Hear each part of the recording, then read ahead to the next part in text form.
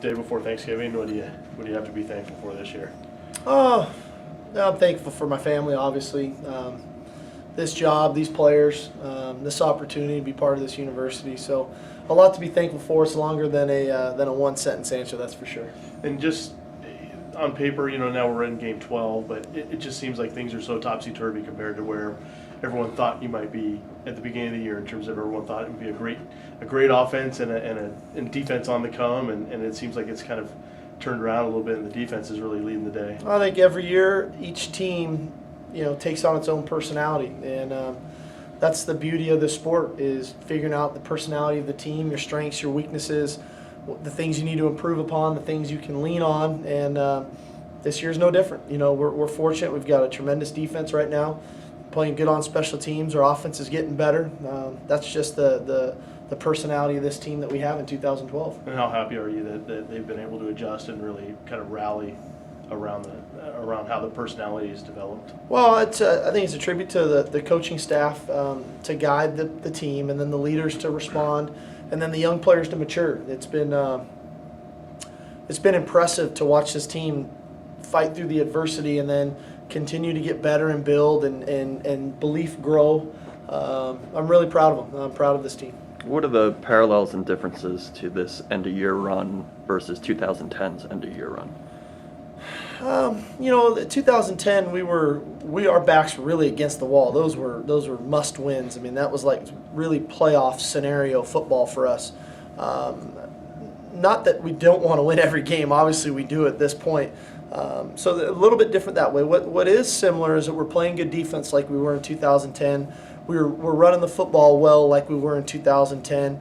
But it's just such a different group of guys. The holdover of those guys that were really making plays in 2010 and the guys on this roster that are making plays for us now, there's not many of the same faces, even though it's only a couple years ago. So there's parallels in some of the style of play, but the personality and the faces and the numbers of the guys that are doing it is definitely different. Their run defense numbers are maybe better than some people might think on the outside. What do you see in their run defense? Well, they've got a tremendous pass rush. I think they're top 10 in the country in sacks. They do a great job. They're innovative in their pressures. They use a lot of different blitz schemes. They've got good talent up front of guys rushing the passer. So when you get a lot of sacks, that definitely helps your run numbers. But they are an aggressive group. They tackle well. The safeties are very good tacklers in Buchanan and Locker. So even when you do get to the second level, sometimes it's hard to break big runs because they're excellent tacklers. With this being a rivalry game coming up this week, has the energy been a little bit different among the players? Our energy's been good now for a few weeks, so it's hard to gauge that all of a sudden it's just drastically different. I think our guys are definitely fired up to play. They've been that way all week long, but that hasn't been a whole lot different than how we've been for the last few weeks.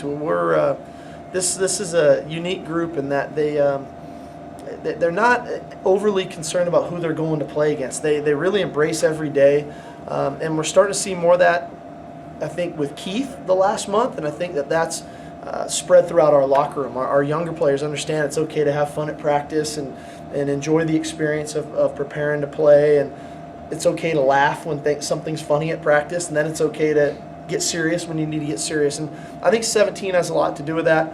So our energy's been really good all month, but this week hasn't been a whole lot different. We're excited to go play. It looked like you maybe weren't in full pads ever this whole week, or? A short week, end of November. No different than how we've been the last 4 years. Are you generally seeing just a more confident group right now, Steve? I think our confidence is high. I think our belief is high, and you get belief from preparation and then from confidence and self-confidence. And, I think our guys they believe in one another. They can count on one another. They trust one another. They're trusting schemes more so than they ever have throughout the year. And so that ultimately their confidence should be higher. Do you think that the point got through it at halftime of Colorado, that they don't want to go through another halftime like that? You're going to have to ask them that one. I don't know. Okay. Has Trufant progressed the way that you would hope? Yeah, again, we're going to have to see him. I'm going to have to watch him tomorrow again, and then ultimately on game day to see how he does. You said it a few times now that you just really enjoy the pageantry of college football. I do. Are there any guys on this team that kind of seem like they're the same way as you are? I'm hopeful that our whole team is. I don't know exactly how they take it or embrace it. I feel like I try to get the point across that this is what college football's about. These rivalry games, these in-state rivalry games, or crosstown, or whatever they are, late in the season, weather's not great, households are split. That's what college football's all about. And I hope, hopefully, our entire team embraces it. Maybe some more than others. I don't know exactly who those are, but this is what all the work we put in is for games like this, and so they better enjoy them. In your experience with BYU, Utah, and then USC, UCLA, how long within the mechanics of the game does kind of the rivalry factor play itself out? Is it like just the first After the couple first snap, series? no, it's over. When you kick the ball off, you got to get the call and you got to go play. And it's not about what jersey they're wearing or what helmet or where the game is.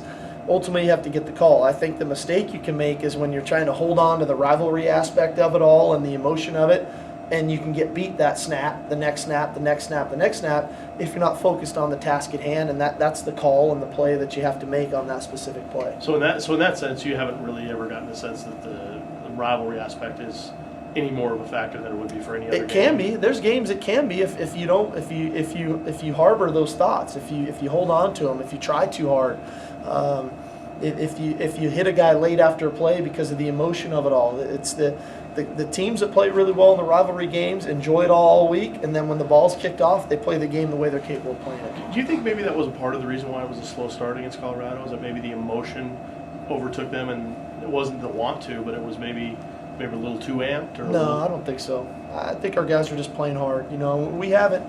Again, I don't want to take our guys' stinger. We play the game hard. So I don't think that was it at all. I just think that we had a couple penalties that maybe were a bit questionable. We didn't execute great, but our defense played exceptionally well. We played excellent on special teams.